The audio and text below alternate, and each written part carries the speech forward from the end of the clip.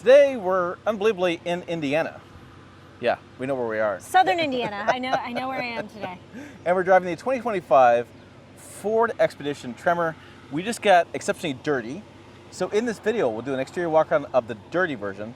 I'll play some B-roll on the screen here in a little bit to show you the clean version. And we'll talk to you about the interior, talk about some likes and dislikes early on, and we'll do some off-roading through the trails in the mud, both of us on camera. And yes. It's quite the adventure with this rig. But let's first of all talk about the exterior of the wild green exterior color, which is, by the way, the same color she's wearing. And she's got an orange jacket that matches the orange accent. So I don't know what matchy yeah, today. she just nailed it today of all crazy things. It's Tim, Pickup Truck Plus SUV Talk. It's Jill Sanillo, managing editor. I thought we may introduce ourselves. Well, yeah. If you don't know who we are right now, Whoops. sorry. All right, let's get to it. Okay, this is the new Ford Expedition. They've changed the exterior to some degree, interior's redone, new experience. This is the high output version of the EcoBoost engine in this, and we have, well, the leftovers of the orange tow hooks. Yeah. So one of the things that Ford has done a really good job on, I think, on this new generation of vehicles, is they've essentially changed the grille treatment depending on the trim. And I really like that. I think they've done a good job by kind of showcasing what's different. And on the Tremor version, obviously you have these, were they calling it like acid orange accents? Yes. So the orange accents on the badging, you have the orange accents around the light casing, you have orange tow hooks. They were orange, I swear. Yeah, And I'll have the clean version playing right now on the screen so you can see what it looks like. And we had the vehicle running just because I thought it'd be interesting to hear it running. We've been driving four-wheel drive high, off-road mode, kind of putting it through the paces a little bit, not to a degree, but this is really trying to cool itself down. The turbocharged engines love cold air, compressed cold air. They love to run hot though, and so this is what you're gonna hear when you really, well, get after it. yeah, and also like with the orange accents, they aren't just like beauty treatments. Yeah. As you come onto the wheels, you have different wheels for the different trims as well, but you'll notice you have the orange accent here, and that's to show you pretty quickly, like if it's dark after you're done off-roading, okay, this is where I need to go to air up. Yeah, and these are aired down. The screen shows like 28, 29, Yeah. depending on the tire. But when I did a walk around this, people were like, well, that's dumb.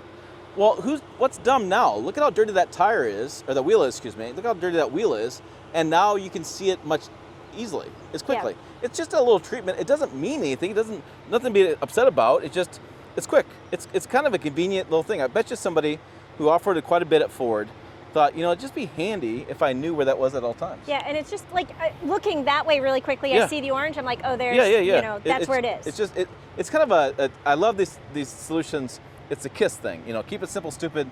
A simple little thing, there's no tech, there's no Bluetooth connected, there's none of that crap.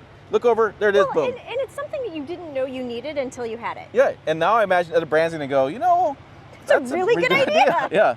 Yeah. This did say Tremor. It's now Tremor.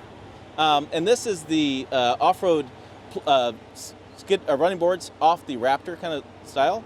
And I have these in my Ram 1500 as far as an off-road running board. Love them. Absolutely love them. The mud falls out and doesn't build up, and it's nice in the wintertime too, ice, snow situation. Well, and what's really good is with like you can take a hose and you can just be like, hose them down and they'll come clean pretty easily. It's pretty simple there. We have this is not the Max. We drove the Max version yesterday, so we'll have a video on that. And I don't think they have a Max version of the Tremor. They don't. You can't get a Max. So this is cover for your trailer, for your receiver hitch. This is the new exterior on the rear, hiccup. The big deal back here is going to be the split tailgate. They call it the clamshell. They call it split tailgate. So this can pop down. You can sit on this. They have a little bar that comes up on this. Maybe we can try to demonstrate that today. We didn't get a chance to yesterday. Yeah, and I'm like... That just covers up so you have a flat floor. Okay. And then this deal. All right, Jill. Here is this piece here. Oh, you're gonna make me try and deal with this? Let's try to deal with this. Okay, so let's see. Pull that up. Okay, so then this comes down. Okay. And then you have... Be smarter than the... Yes. Get that open. And All right, and then it sits in the slots. So I feel like the slots have to be. this maybe, or no, is it back? Yeah, does it open? Aha. Okay. So open and open. Okay. Blind leading the blind here. All right. We did not get any kind of a demonstration on this. We're just totally figuring it out. So you can have it all like this. Looks like you can go back even further if you want to with that. Yeah, it looks like there's, like, if you wanted to do. Yeah. But I would probably have it out. I mean, especially because you easy to reach stuff. So you have this idea. This flips down. You can sit on it. The variety of things. So this is the new thing they've worked on.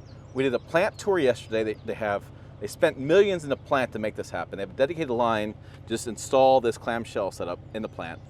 A couple things I want to point out that I'm not sure I love about it.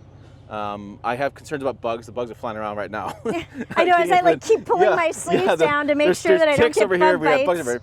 But one thing is that I was really disappointed about, and we only have one power plug, which is right here. It's a 12-volt power plug, but you have a 400-watt AC 120. And here's why. So this has the EcoBoost engine, which is use the engine all the time. But I made the point earlier to Jill in a roundabout way this morning, I need more coffee, was that they offer a power boost version of this powertrain. It's a hybrid powertrain. Right. The power boost the hybrid doesn't really matter. I owned that truck in 21 F-50 when it first came out. I don't care about hybrid. What I cared about was more power on board. They have a power on board system that they put an inverter and a battery, and you had more power in the back. They have like a 2.4 kilowatt and they have a 7.2 kilowatt.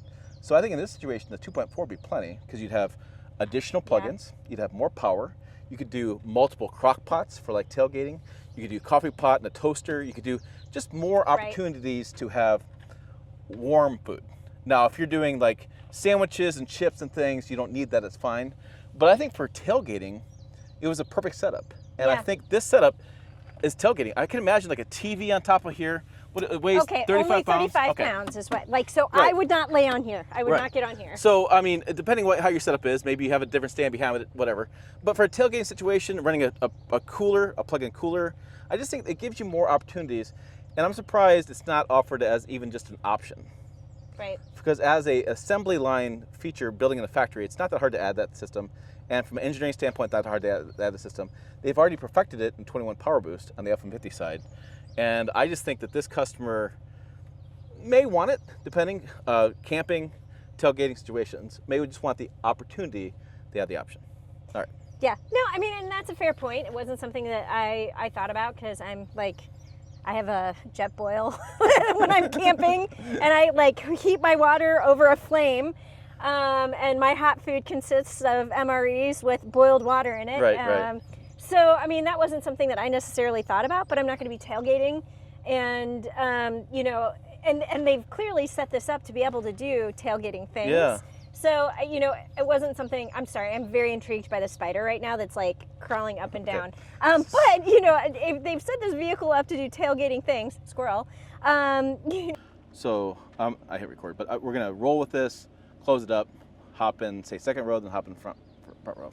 Okay. Okay, so, all right, so we put that back into place. Flat loading floor there. As we talked about yesterday in the Max, you have more opportunity to put rollerboards in here. Yeah. You don't have as much space. You have to have the third row down to really store a bunch of stuff. Yeah, I mean, you could probably stack maybe 4, but you know, because of this angle, you're gonna have to be, you wouldn't be able to stack 6. Yeah. You know, like 1, 2, 1, 2. So you would be able to fit maybe gear for 4 back here. The good part though is we can control the seats by the controllers here. So what I really like on this vehicle is you can set each seat down individually and it's just a single press. A lot of times in vehicles you have to sit here and be like la la la la la la la la la, hold it for it to come up and down, but you can do each one individually, or you can do a one press and then the seats will all fold down together. Now I think the second row seats are back a little bit far, so they're kind of catching and then they pop back up. Yeah. But you know, I like the power operation and the fact that you don't have to stand there and hold it. I will point out you do also have power down for the second row seats, which is a nice option back here if you're loading in furniture, or if you're loading in like drywall, plywood, whatever, you can drop everything from back here, and you don't have to like futz around with going to each of the seats. Yep. So that is a really nice feature. You also have really bright lights here. Right, they really go to the tailgating idea, right? Yeah. Or camping idea, or whatever. You're trying to get something out of here. It's this clamshell idea. I like. I've done some overlanding, and it's nice to have a workspace. Right. Like you got your toolbox. You're going through your laundry, getting it clean from dirt, whatever. It's nice to have a workspace on a trip like that. Well, so speaking from my Rebel experience, very often you'll stop in the middle of nowhere and you pull your map out, and this is a nice space to be able to put a map and to look at where you're going. So like if you're going to a trailhead and you're gonna go analog, and you're pulling out your map and you're like, okay, we need to start there, and then you can plan your route. So yeah, it's a really nice, clean workspace, and which you aren't going to get in a pickup truck, because that's going to get dirty. Yep. That's going to get dirty. All right, let's hop in the second row. Okay. Press the button. It's there. Yeah. And I will point out that you can set this up to close together. With the key fob, with the key or fob, separately. And you can set it up to close separately and open separately. You cannot just open this. Right, yeah. I had people ask me that, well, can you just drive with the tailgate down? No, you cannot. No. You cannot like have this down and, this, so it just, no. The thing is, people love and hate clamshell setups. Land Cruiser had one for years. Now we have the Expedition has one. I like them, but some people just like the whole thing opened up at once, and I don't know. Everybody's got a different view on it. So, okay, let's talk about the benefit here. I'm like, where is it? There. So if you have gear back here, and you just open the top, then things aren't gonna fall out. So that's a benefit. However, the tough thing is, like for somebody who's my size, like this is dirty, and if I'm going to get something out of here now, I'm gonna lean up against that, and I'm gonna get, my entire front dirty, like brushing up against that. I mean, I've already managed to get a little muddy. And similarly, like if this is down, this won't be dirty, but you're still reaching over this. So there's pros and cons, but I mean, the nice part is if you're doing like sports and stuff, when you have the, loose soccer balls and things, you don't have that issue. The only thing I like about, like, say the Tahoe that has the glass that pops out, is you can hook like the dog's leash on it, and then you can open it and like reach in real fast and grab the dog's leash before the dog runs off. I mean, you can also pop if you're tall enough. Sorry, Joel. You can pop the glass and reach in and grab cargo without pulling the whole thing open. It's just pros. Everybody's got a pro and con to it. Yeah. So it's personal preference. Yep. All right. Second row. Okay.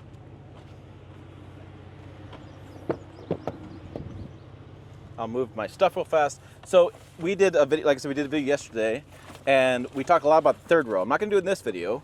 You can watch that video for the third row stuff, because okay, I talked a lot about the third row. Yes, because you got back to but we did actually. Interestingly, I noticed we didn't talk about the second row at all, or not that as much. But we have the HVAC controls. We have power down there, and we have vents. We have vents up here for those passengers. I have lights, vents, coat hook, and then I have USB hookups here. Remind me, we talked about this. United flights have these hooks. Yeah. Then they have a device holder for your iPad that can go here. Right. So that's what they have back. One thing I want to say that's really weird or interesting is with these air vents, and I've never noticed this before, but apparently the air vent on that side was tilted to the front, and I kept feeling air like hitting the back of my neck, and I was like, what is going on here? Right. So. All right. And we have we have a dual kind of pocket holder thing, device holder, map holder. Map holders. If you want to go analog again. And we have armrests. So, okay. All right, so let's go front seats. I did front yesterday. You do front today. Okay. And we have a grab handle here, by the way, too, which is easy to get to. I just poked my head. And this material, that same orange is here, and here's our styling here on the door.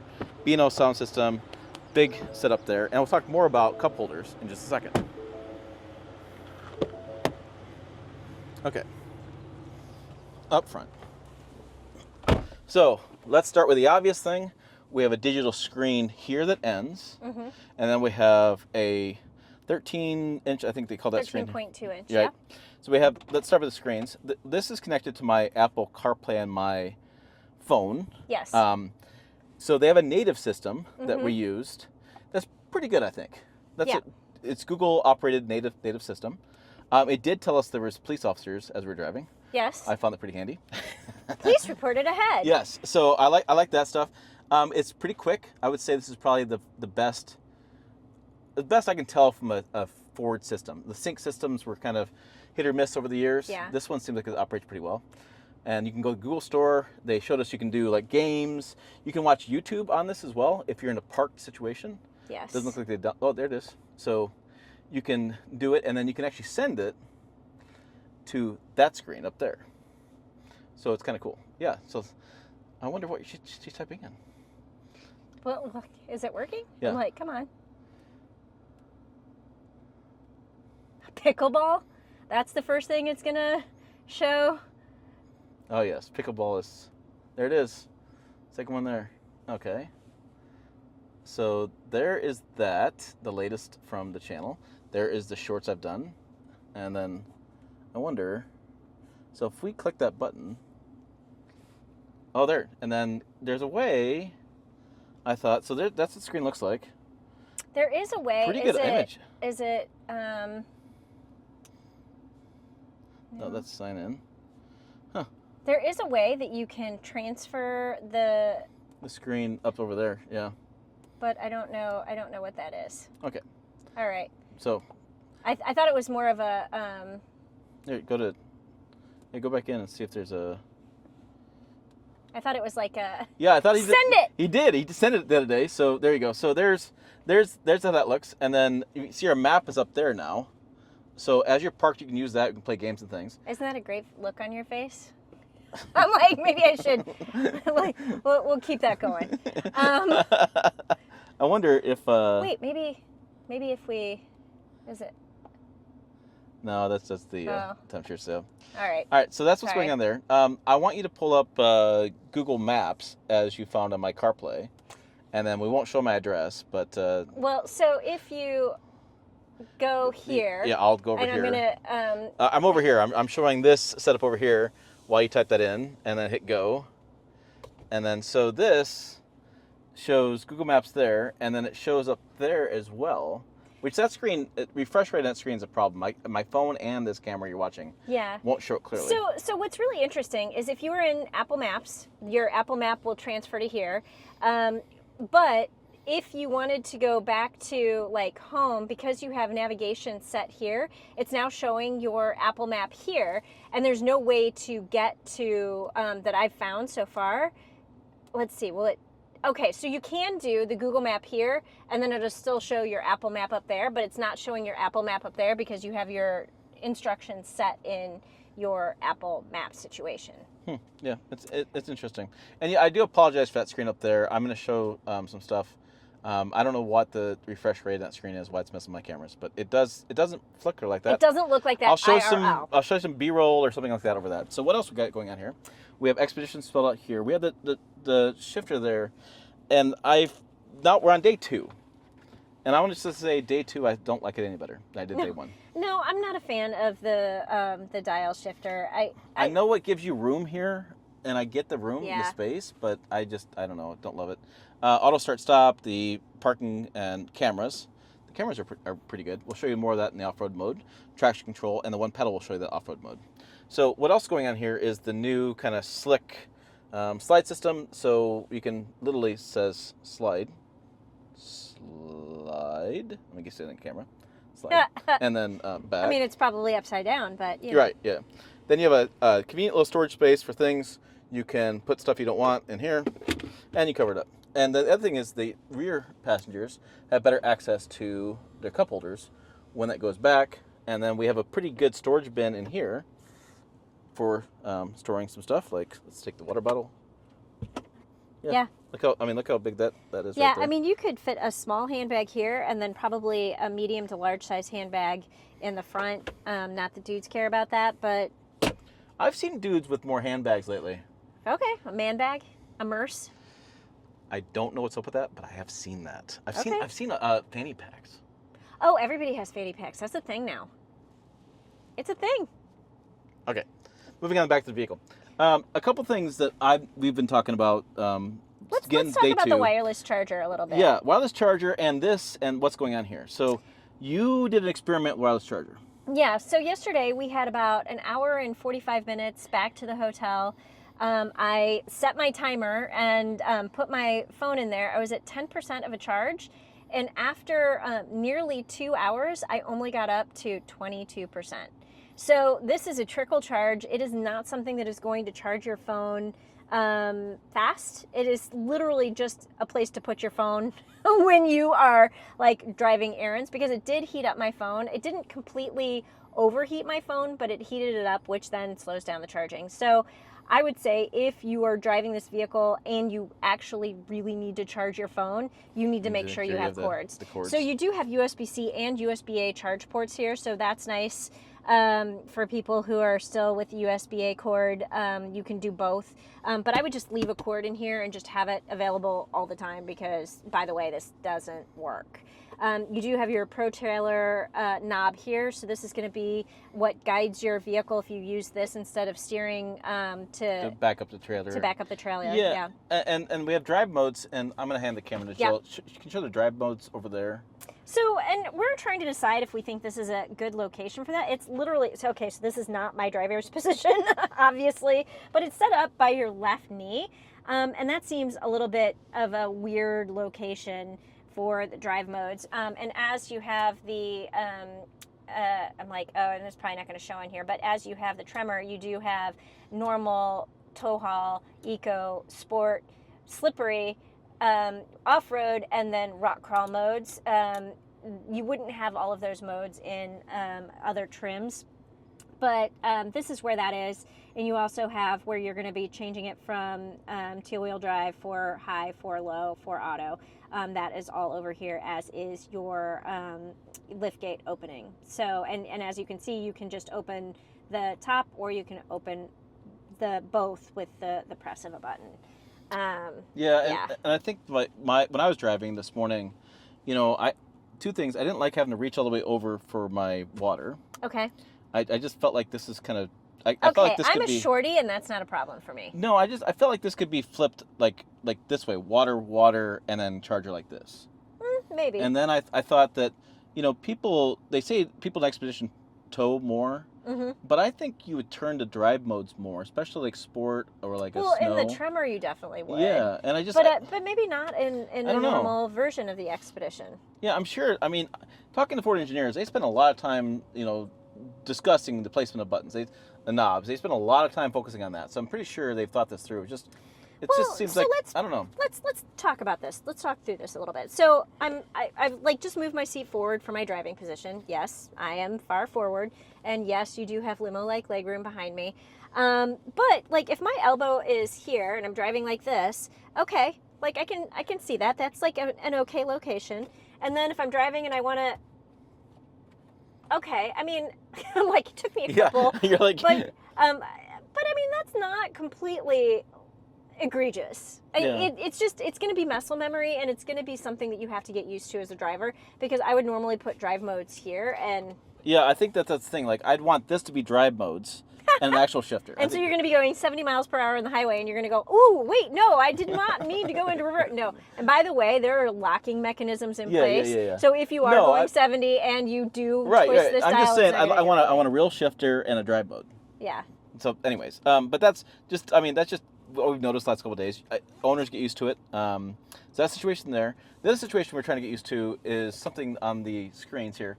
I did a short on this, asking questions, but basically, if you have to hover over this, you will change your steering wheel and the pedals. And again, I'll put some B-roll if I can show it on the screen.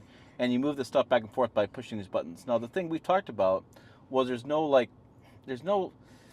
feedback. There's no little nubs. I want like a little dot or, in each of these locations, so that you know that your hand is hovering over the right spot. Now, it's less important, I think, in the Expedition than it was in the Navigator. And what I find interesting is they've used the same icon here that they used in the Navigator, and that shows your steering wheel and your side mirror. However, you are not adjusting your side mirrors through this. Oh yeah, because the difference is the Expedition has an actual side mirror adjustment. Yeah, adjustments on the side over here. But so I find that funny that they have the same icon there. But it's less of, like when you were adjusting your side mirrors in the Navigator, I found that I was hitting down here, which was then switching my mirrors, which was giving me problems. But I do think that having, especially like when you're adjusting your steering wheel, you can move it up or down, like here, or you can move it in or out here, but you have to be pressing in the right place. So if I'm pressing down here, that's going to do nothing. Right. So, you know, I really like I mean, I think that would be a stupid, simple change that they could implement that would give you some feedback, yeah, where you need to put your finger. And it's the same over here, because this is what activates your cruise control, your Blue Cruise or your adaptive cruise control.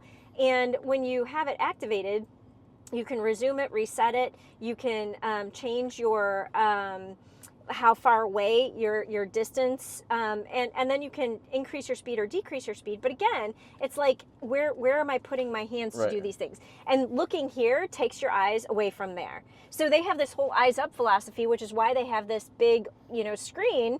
But if you don't know where you're supposed to be putting your fingers, like you're looking here, and it kind of defeats the purpose. You may get used to it, but I definitely think it could be a little bit better with that. Yeah. I do like the screen up here. I will say it's your head's up more often. Yeah. You're not looking down at all. And there is a setting you can go into vehicle settings. There's a driver memory setting. So once you get this set up, you can, by connecting your key fob, every time you get in, it moves your place. But I find a lot of times when I'm driving like road trips, I will adjust the steering wheel different times as I'm driving. See, and I never adjust the steering wheel. My thing is, I'm always adjusting the mirrors. Okay. Because I'm wearing different shoes every time I drive, and so I could be. You could do like pedals and mirrors. Would you do pedals? Because it's adjustable pedals. Right. I mean, maybe that's the solution in a vehicle like this. Is instead of adjusting the side mirrors, you just adjust the pedals. Because like I'll have like 1-inch platforms versus, you know, my tennis shoes versus my Converse versus whatever. So that's a good idea, Tim. I've seen enough of your videos to know that answer.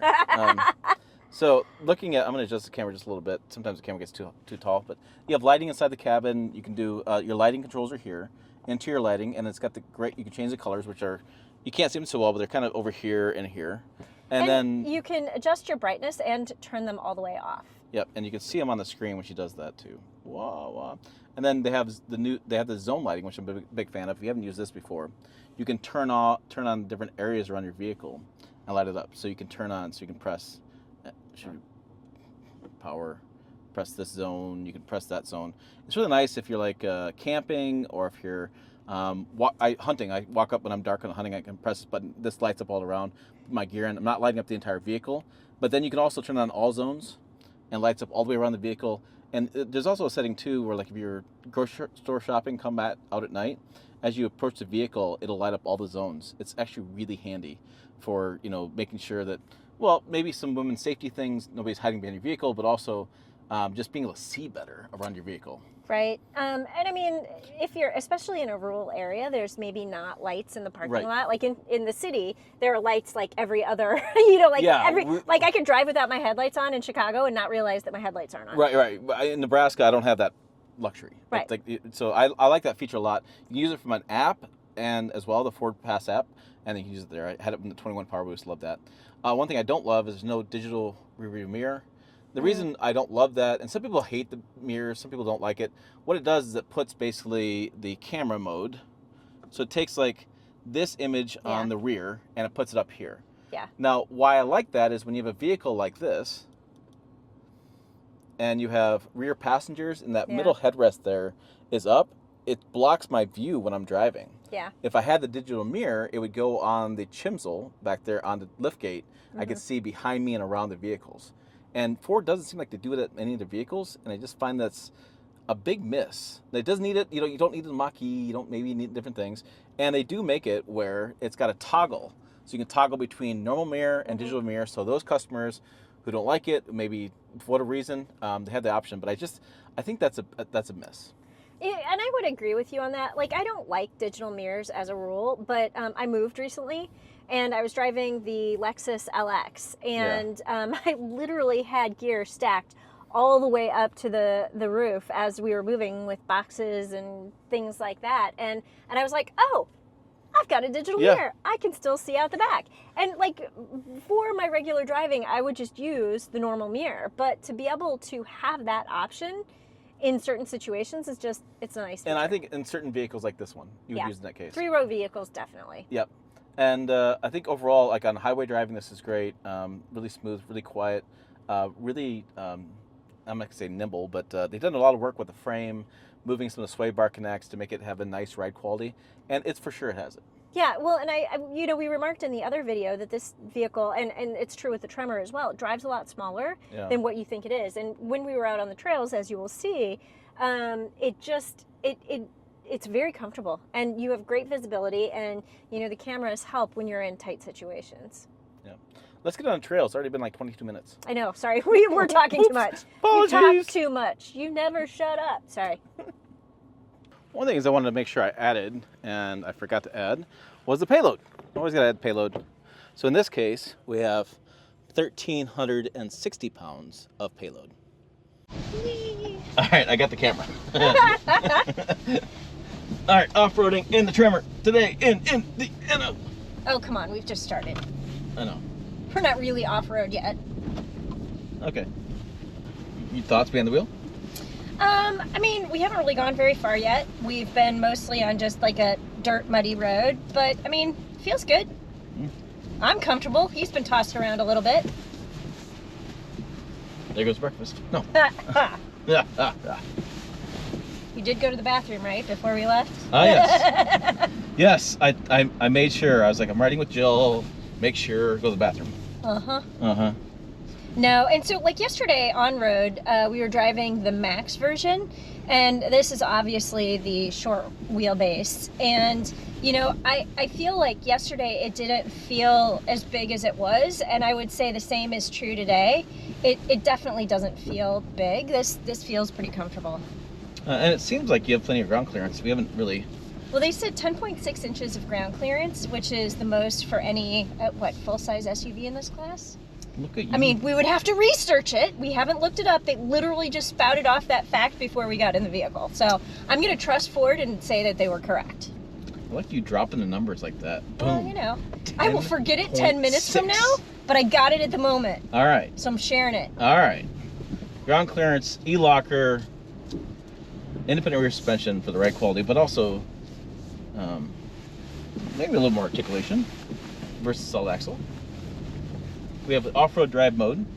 There's a rock crawl mode as well. 373 rear gears. This comes here. Let me drop the truth bomb information or whatever. It has the high output EcoBoost engine, 440 horsepower, 510 pound-feet of torque, mated to the 10-speed automatic transmission, which I'm hoping they perfected by now. It has had a checkered start to its life with Ford Motor Company. Okay, now we're doing hill climb. We have one pedal mode engaged, which just means you keep your foot on the gas the whole way. It does essentially mean that. You just lift off for braking. Yes. So, yeah, that's what she said. Okay, next vehicle, you're good. Just a nice, consistent speed coming up. Not too fast, not too slow. And stay in the rut. So, one pedal drive, your foot is gas and brake, just as you modulate that. You're not having to 2-foot it and not having to worry about focusing on that.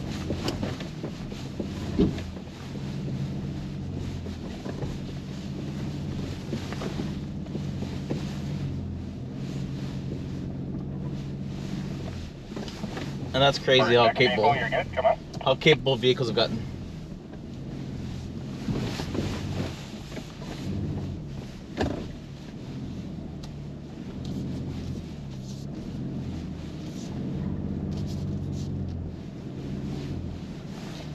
I mean, you're talking like back in the day, you'd put like a suspension on this with 37s, lock in 4-wheel drive low to do that climb, and here we are doing it with this vehicle, just one pedal drive. That was super easy. And I mean, essentially what I did is I just put my foot on the throttle, and like if I needed to slow down a little bit, I just feathered off the throttle. Yeah. It was easy. So easy anybody could do it. Maybe not. All right, now I've been behind the wheel for about the same amount of time that I forced Jill to give her impressions. It is hella capable with all the skid plates and stuff, and lots of power from, as you'd imagine, with the engine and transmission and rear axle combination. Again, seats really comfortable, good visibility. Shockingly does better than you think for a big SUV. Yeah, I kind of think that's what I want to say. So you could literally, like people have done, load up the family or load up like a set of quads or something, and take the guys out or girls out for a weekend, go camp, and then unload the quads, or just go out with this in a camper and play around with this off-road, and then go back and enjoy a evening around the campfire with a little beverage of your choice. That's what this is for. So water. That's my beverage of choice. Water. Yeah. Not mine. Clearly not. No, so I, the one thing I want to say is, first off, you had a lot more obstacles before you gave your driving impressions than I did. I was on a dirt road. And so I want to say that this is, we've been sloshing through a lot of mud and rock underneath water, and I haven't felt this struggle.